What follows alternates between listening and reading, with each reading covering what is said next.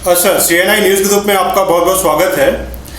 हम जी सर हमारे साथ में मध्य प्रदेश के कृषि मंत्री माननीय कमल पटेल जी मौजूद हैं, जो किसानों की समस्या को लेकर हमसे बातचीत करेंगे।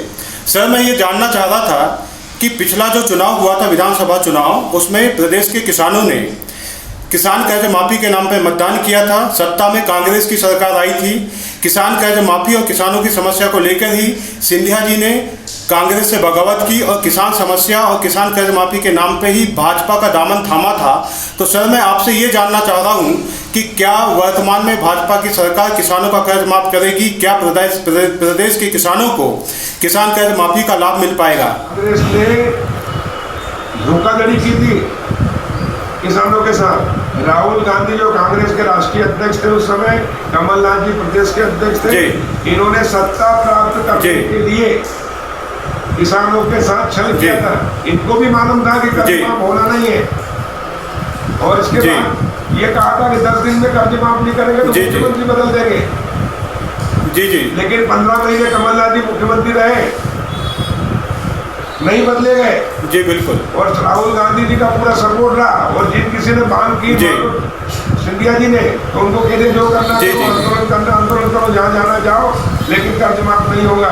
कांग्रेस तो हमेशा ऐसी बातें करती, कोई आज तक पूरे किए। इंदिरा जी ने कहा था कि गरीबी हटाएंगे, गरीबी हटी गया, भ्रष्टाचार हटाएंगे, भ्रष्टाचार हटा गया। तो चुनाव के पहले बातें हो रही थी, बाद में हो रहती है। बोले मुझे पता है सरकार कैसे चलती है। और इसलिए कांग्रेस ने धोखाधड़ी की है जनता के साथ। 420 की 120 भी किसी के खिलाफ संयम पूर्वक धोखाधड़ी का केस मुकदमा कायम होना चाहिए।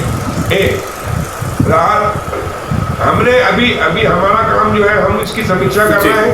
हमने भारतीय जनता पार्टी की सरकार जो कहती है वो करती है, हम छल नहीं करते हैं।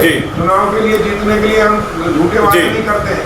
जो हमने कहा वो हमने किया है, और इसलिए किसानों का जैसे ही सरकार आई हमारी 2018 का फसल बीमा जो किसानों को 31 मार्च 19 को मिलना चाहिए था, लेकिन कमलनाथ जी मुख्यमंत्री रहे, मार्च 20 तक 1.5 साल इन्होंने 1 रुपया जमा नहीं किया अपनी मध्य प्रदेश सरकार की तरफ, और इसलिए किसानों को बीमा नहीं मिला। लेकिन जैसे ही भाजपा की सरकार बनी, माननीय मुख्यमंत्री शिवराज जी बने, उन्होंने 2200 करोड़ रुपया किसानों के प्रदेश सरकार ने खाते में बीमा कंपनी ने जमा किया, तो उसने फसल बीमा का दिलवाया। 2019 का सुनिए, कमलनाथ जी ने फिर धोखाधड़ी की किसानों के साथ। जो किसानों की फसल बीमा मिलना था वो नहीं किया, इसलिए जमा नहीं की, इसलिए बीमा नहीं मिला, और रिस्क कर दी 100% को 75%। इसलिए 19 का जो बीमा है वो 6000 करोड़ मिलना था, वो मिलेगा 4500 करोड़, लेकिन वो भी नहीं दिया कमलनाथ जी ने। और इसलिए कांग्रेस की सरकार गिरी है और विद्रोह हुआ कांग्रेस के अंदर। हमने अभी उसके लिए भी हम पैसा जमा करा रहे हैं। 15 अगस्त के पहले किसानों के खातों में 4500 करोड़ हम और डाल देंगे। इसके अलावा हमने किसानों का गेहूं 129 लाख मीट्रिक टन खरीदा, जो पूरे देश में एक रिकॉर्ड है। 25,000 करोड़ से अधिक पैसा हमने किसानों के खातों में जमा कराया। तीसरा, चना और सरसों मसूर बीच में 19 मार्च तक मुख्यमंत्री कमलनाथ जी थे, सचिन यादव कृषि मंत्री थे। इन्होंने 13 कुंटल प्रति हेक्टेयर सरसों खरीदने का निर्णय लिया था प्रदेश में, और चना 15 कुंटल, लेकिन छिंदवाड़ा में 19 कुंटल लिया।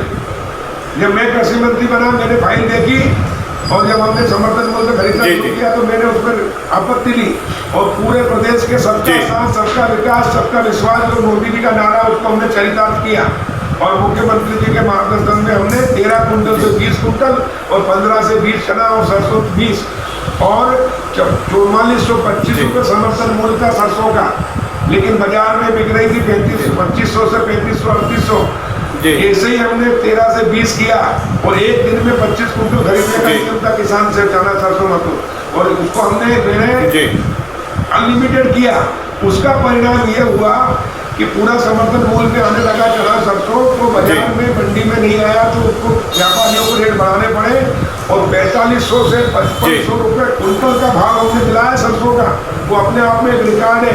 ये है जो कथनी और करनी है, सत्ता परिवर्तन से व्यवस्था परिवर्तन।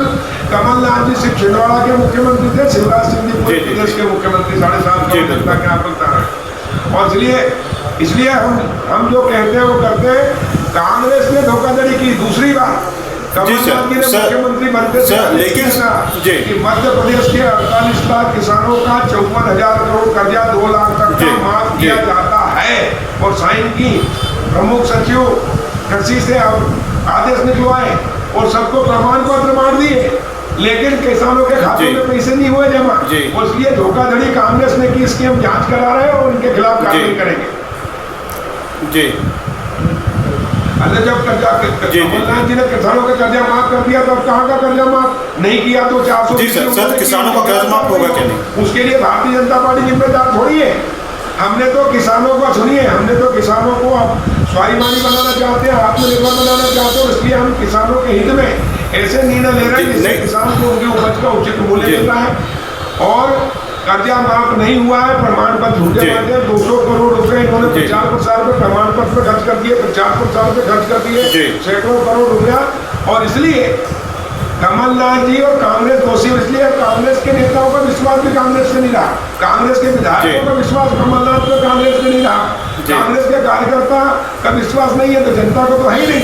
और इसलिए कांग्रेस छोड़ के जा रहे, कांग्रेस तो अब आत्महत्या करने की कगार पे आ गई है। मरना ही है, कांग्रेस को खत्म होना है, क्योंकि धोखा देकर आप एक बार जीत सकते हो, बार बार नहीं। और इसलिए हमेशा हमेशा के लिए धोखा देने वाली कांग्रेस को किसान, जनता, युवा, मजदूर सभी के साथ धोखा किया है। युवाओं से कहा था कि 4,000 रुपये बेरोजगारी भत्ता देंगे, नहीं रोजगार देंगे नहीं तो 4,000 रुपये बेरोजगारी भत्ता, लेकिन 1 रुपया नहीं दिया। और इसलिए छिंदवाड़ा में कमलनाथ जी ने छिंदवाड़ा के अंदर बैंड बजाने का कॉलेज का ट्रेनिंग सिखाने का कॉलेज खोला है, घोर चराने की ट्रेनिंग देने का सेट खोला है। तो अब कमलनाथ जी के नेतृत्व में छिंदवाड़ा में पूरे कांग्रेस इकट्ठे हो और वहाँ ढोल चराने की और बैंड बजाने की ट्रेनिंग लो, और जीवन भर ढोल चराओ बैंड बजाओ। अब राज नहीं कर सकती कांग्रेस, क्योंकि धोखेबाजों को जनता धक्का देगी। और इसलिए कांग्रेस के विधायक समझ गए हैं कि कांग्रेस में उनका कोई भविष्य नहीं है, और इसलिए कांग्रेस छोड़ के कांग्रेस के नेता विधायक कांग्रेस छोड़ रहे हैं। और इसलिए कांग्रेस खुद जिम्मेदार है, खुद धोखेबाज कांग्रेस जिम्मेदार है, इसके लिए भारतीय जनता पार्टी नहीं है। जी जी जी जी जी जी अच्छा, एक बात और थी, अभी मध्य प्रदेश में किसानों को यूरिया नहीं मिल पा रहा है, सहकारी सोसाइटी में यूरिया नहीं है, जबकि प्राइवेट व्यापारी के पास में यूरिया का भंडार पड़ा हुआ है। किसान को 1.5 से 2 गुना कीमत पे यूरिया लेना पड़ रहा है, जबकि मुख्यमंत्री साहब ने पिछले 2-3 दिन पहले बोला था कि पिछले साल की तुलना में 3 लाख मीट्रिक टन अधिक यूरिया का वितरण किया गया है। तो सर यूरिया किसानों के पास तक क्यों नहीं पहुँचा है? देखिए, मध्य प्रदेश बहुत बड़ा है, 51 जिले हैं, 313 ब्लॉक हैं। हमने पिछले बार की तुलना में इस बार पहले से ही यूरिया का, डीएपी का भंडारण किया है। पिछली बार से 30% अधिक यूरिया हम वितरित कर चुके हैं। आज समय तक जुलाई के उसमें 50% अधिक डीएपी हम वितरित कर चुके हैं। डीएपी की कोई समस्या नहीं है। हाँ, ये बात 99 प्रकरण हमने बनाए हैं जिनके खिलाफ जो भंडारण किया, जिन्होंने गलत कर रहे हैं, क्योंकि कांग्रेस ने देश को दिया भ्रष्टाचार, सिस्टम में भ्रष्टाचार कांग्रेस की देन है। भ्रष्टाचार की जननी कांग्रेस है, घोटालेबाजों की जननी कांग्रेस है, मिलावटखोरों की जननी कांग्रेस है। और इसलिए इसने 55 साल जो राज किया, इसलिए सिस्टम में भ्रष्टाचार कर दिया। लेकिन हम सिस्टम को ठीक करने में लगे हैं।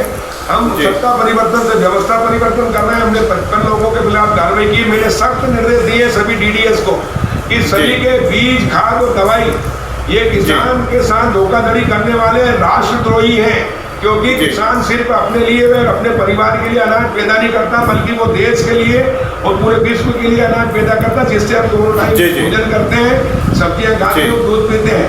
अगर इस कोरोना के समय किसान नहीं होता तो लोगों का जीवन ही मुश्किल हो जाता। और किसान हमारी पहली प्राथमिकता है। हमने इसलिए पिछली बार से ज़्यादा व्यवस्था की, लेकिन इस बार पहले 15 दिन पहले बारिश हो गई, पौनी पिछली बार से 30% अधिक हो गई। और इसलिए 1,20,000 मीट्रिक टन अतिरिक्त यूरिया की आवश्यकता पड़ गई। हमने भारत सरकार से 1.5 लाख मीट्रिक टन यूरिया की मांग की है।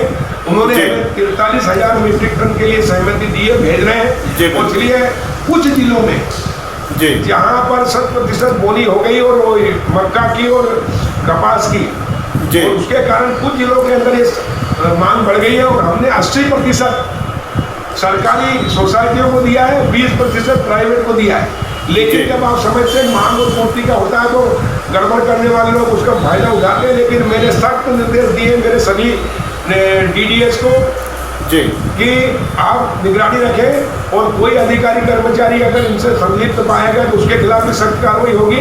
और चाहे वो कितना ही बड़ा व्यक्ति क्यों ना हो, किसानों के साथ धोखाधड़ी करने वाला, मिलावट करने वाला, जमाखोरी करने वाला बख्शा नहीं जाएगा, उसके खिलाफ हम कार्रवाई कर रहे हैं।